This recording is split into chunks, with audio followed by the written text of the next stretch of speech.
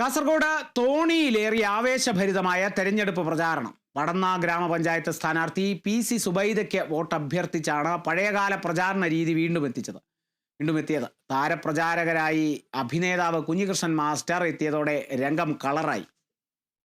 അരിവാളും ചുറ്റുകയും നക്ഷത്രവും അടയാളത്തിൽ നിങ്ങളുടെ വിലമതിക്കാനാവാത്ത വോട്ടുകൾ രേഖപ്പെടുത്തി വൻ ഭൂരിപക്ഷത്തോടുകൂടി വിജയിപ്പിക്കണമെന്ന് ഞങ്ങൾ സവിനയം അഭ്യർത്ഥിക്കുന്നു. കവ്വായിക്കായലിലെ ഓളങ്ങൾ കീർമുറിച്ച് തോണി നീങ്ങി. കോളാമ്പി മൈക്കും തോരണങ്ങളുമെല്ലാമായി സ്ഥാനാർത്ഥിക്ക് വോട്ട് അഭ്യർത്ഥിച്ച മുതിർന്നവർക്ക് ഗതകാല സ്മരണകളും യുവതയ്ക്കത് നവ്യാനുഭവവുമായി. ഓർമ്മകൾ പതിറ്റാണ്ടുകൾക്ക് പിന്നിലേക്ക് പോയാൽ പ്രദേശത്ത് സാധാരണമായിരുന്ന കാഴ്ചകളിലൊന്നായിരുന്നു. CPM ജില്ലാ കമ്മിറ്റി അംഗവും പടന്ന ഗ്രാമപഞ്ചായത്ത് തെക്കേക്കാട് 14-ാം വാർഡ് LDF സ്ഥാനാർത്ഥിയുമായ PC സുബൈദയുടെ തെരഞ്ഞെടുപ്പ് പ്രചാരണത്തിനായാണ് പഴമയുടെ തനിമയുമായി പ്രചാരണമൊരുക്കിയത്. 2.5 പതിറ്റാണ്ട് മുമ്പ് നാട്ടുകാരുടെ നേതൃത്വത്തിൽ ബണ്ട് നിർമ്മിച്ച് തെക്കേക്കാടേക്ക് വാഹന ഗതാഗത സൗകര്യം എത്തിക്കുന്നതിന് മുമ്പ് തോണിയിലായിരുന്നു തെരഞ്ഞെടുപ്പ് പ്രചാരണം.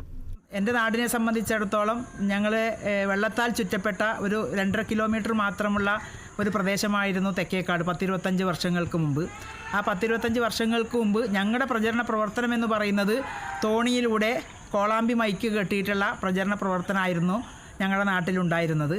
അത് ഇന്നിപ്പോൾ ഞങ്ങൾ ഈ തെരഞ്ഞെടുപ്പിൻ്റെ ഭാഗമായിട്ട് അങ്ങനെ ഒരു പ്രചരണ പ്രവർത്തനം നടത്തുന്നതിന് വേണ്ടിയിട്ടുള്ള രീതി നമ്മൾ അവലംബിച്ചത് വേറൊന്നുമല്ല. പുതിയ തലമുറയ്ക്ക് 10-25 വർഷങ്ങൾക്ക് മുമ്പ് എന്തായിരുന്നു നമ്മുടെ നാടിൻ്റെ തെരഞ്ഞെടുപ്പുമായി ബന്ധപ്പെട്ടുകൊണ്ടുള്ള പ്രചരണ രീതി എന്തായിരുന്നു എന്നുള്ളത്, പഴമയുടെ തനിമ പുതിയ തലമുറയ്ക്ക് കാണിച്ചു കൊടുക്കുക എന്നുള്ളതാണ് ഞങ്ങൾ അതിൻ്റെ ഭാഗമായിട്ട് ഉദ്ദേശിക്കുന്നത്.